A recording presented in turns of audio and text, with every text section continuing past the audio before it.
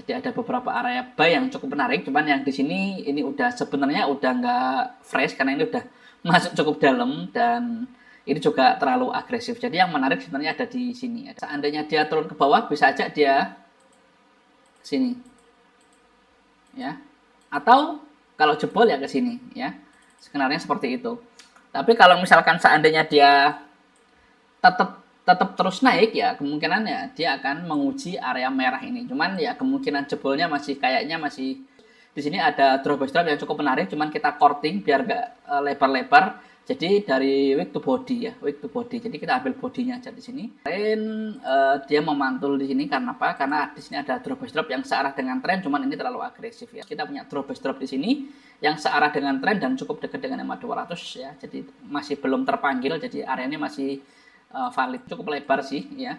Di sini ada rally base rally yang searah dengan tren dan cukup dekat dengan EMA 200, bahkan EMA 200-nya udah masuk ya. Harga sempat tertahan ya di area rally base rally ini.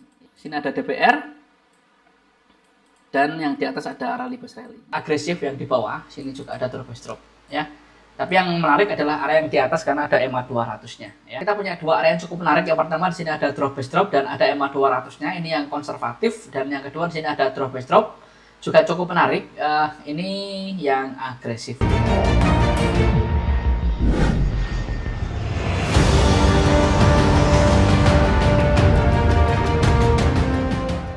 Bismillahirrahmanirrahim. Assalamualaikum warahmatullahi wabarakatuh. Teman-teman, kembali lagi bersama saya Rizky dari channel Dunia Trader. Seperti biasa, sebelum kita mulai, kita akan disclaimer dulu bahwasannya apa yang kita sampaikan ini adalah sebuah edukasi semata. Jadi kita belajar bareng supply and demand. Jadi nanti ketika ada plan yang cukup menarik, itu bukan sebuah signal atau rekomendasi apapun. Itu adalah murni sudut pandang pribadi saya dalam melihat market. Jadi nggak ada jaminan apapun dari saya dan resiko adalah di tangan teman-teman masing-masing, dan teman-teman wajib untuk analisa ulang, wajib sesuaikan dengan plan dan money management masing-masing gitu ya. Jadi teman-teman juga baca wajib disclaimer yang ada di running text ataupun yang ada di kolom deskripsi gitu ya. Trading ini punya resiko yang cukup tinggi, jadi teman-teman wajib bijaksana dalam memutuskan apapun itu. Oke, kita akan mulai dari SAU USD. Nah, SAU USD ini sekarang kondisinya di H1 lagi uptrend. Kenapa? Karena harga di atas EMA 200 dan EMA yang lainnya juga di atas EMA 200.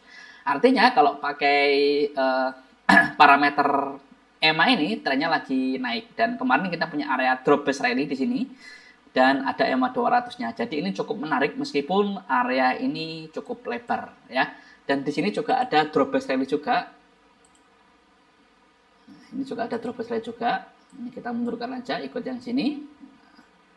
Ini juga ada drop base rally. Nah, jadi ada beberapa area buy yang cukup menarik. Cuman yang di sini ini udah sebenarnya udah nggak fresh karena ini udah masuk cukup dalam dan ini juga terlalu agresif. Jadi yang menarik sebenarnya ada di sini, ada di drop base rally yang ada EMA 200-nya.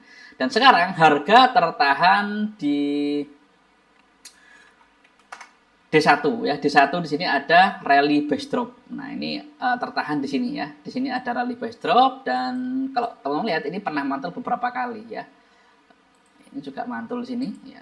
1 2 3 4 ya. Ini yang keempat. Yang 4 kali dan ini udah nggak fresh harusnya karena udah masuk kisaran 80%-an. Jadi area ini sebenarnya udah nggak fresh ya. Jadi skenarionya kalau misalkan area ini nanti masih menahan harga, bisa saja dia turun ke bawah ya, turun ke bawah ke kita di 60 aja. Ntar kita ginikan. Nah, seandainya dia turun ke bawah bisa aja dia ke sini ya, atau kalau jebol ya ke sini ya. Skenarionya seperti itu. Tapi kalau misalkan seandainya dia tetap terus naik ya kemungkinannya dia akan menguji area merah ini. Cuman ya kemungkinan jebolnya masih kayaknya masih nggak jebol hari ini kalau misalkan marketnya nggak agresif ya. Makanya yang perlu diperhatikan ini gitu ya. Nih, karena cukup lebar areanya, cukup lebar. Jadi kemungkinan untuk jebolnya untuk di hari ini kayaknya apa ya, kayaknya enggak dulu karena pergerakannya enggak terlalu agresif sih beberapa hari ini. Tapi ya bisa aja jebol ketika nanti tiba-tiba ada news yang agresif banget, ya bisa aja dia jebol ya. Tapi kemungkinan teman-teman harus perhatikan ini ya, karena ini cukup kuat banget ya, kuat banget. Oke, kita akan kembali ke 60 ya, jadi beberapa area yang perlu diperhatikan ini ya di area ini. Kita lanjut, NZD-CHF ini di 240 areanya. Nah ini di 240 NZD-CHF ini kondisinya lagi downtrend karena harga di bawah EMA 200 dan EMA yang lainnya juga di bawah EMA 200. Di sini ada drawback drop yang cukup menarik, cuman kita courting biar nggak lebar-lebar. Jadi dari wick to body ya, wick to body. Jadi kita ambil bodinya aja di sini. Di sini ada drawback drop yang cukup menarik ya. Leg outnya juga besar, leg innya juga cukup oke ya. Jadi kita punya area sell di sini. Kita akan kembali ke 60. NZD-CAD ini kondisinya sekarang lagi downtrend karena harga di bawah EMA 200 dan EMA yang lainnya juga di bawah EMA 200. Kemarin dia memantul di sini karena apa? Karena di sini ada drawback drop yang searah dengan tren, cuman ini terlalu agresif ya. Tapi kemarin kita juga nggak ambil ya, karena masih agresif banget. Tapi alasan dia memantul di sini karena ada drawback drop di sini yang searah dengan tren, meskipun cukup agresif ya areanya. AUSI JPY kondisinya lagi nggak jelas. Euro CAD ini kondisinya masih belum terlihat jelas. USD CHF kondisinya juga nggak jelas. GBP NZD kondisinya nggak jelas. AUSI USD kondisinya lagi nggak jelas. Euro AUSI kondisinya sekarang lagi downtrend, cuman kita nggak ada area yang cukup menarik. GBP USD lagi nggak jelas. USD CAD lagi nggak jelas. BTC USD ini kondisinya sekarang lagi downtrend dan kemarin kita marking di sini ya. Kenapa dia mantul di sini? Kan ada rally base drop. Ini juga memantul lagi di sini, memantul lagi ya. Jadi area ini udah nggak fresh sebenarnya karena udah masuk cukup dalam kisaran 60%-an. Cuman dia sempat memantul ya. Ini kayaknya kemungkinan mau jebol juga ya karena udah masuk cukup dalam ya. Cuman perlu diperhatikan ya, kalau ini jebol ya dia bisa naik ke atas, kalau enggak dia bisa turun ke bawah ya untuk di BTC USD. USD JPY trennya lagi nggak jelas. NZD JPY ini di 240 areanya. Kondisinya di 240 lagi downtrend karena harga di bawah EMA 200 dan EMA yang lainnya juga di bawah EMA 200. Kita punya drawback drop di sini yang searah dengan tren dan cukup dekat dengan EMA 200 ya. Jadi masih belum terpanggil, jadi area ini masih valid gitu ya buat saya. Kita kembali ke 60. GBP JPY kondisinya sekarang lagi nggak jelas. GBP CHF kondisinya lagi sideways ya, lagi sideways. GBP CAD ini masuk, ini di 240 areanya. Ya, ini cukup lebar sih ya. Di sini ada rally base rally yang searah dengan tren dan cukup dekat dengan EMA 200, bahkan EMA 200-nya udah masuk ya. Harga sempat tertahan ya di area rally base rally ini ya. Skenarionya ya dia bisa naik ya skenarionya. Kalau misalkan jebol ya kena SL gitu ya, tapi nggak apa-apa. Ini cukup lebar banget.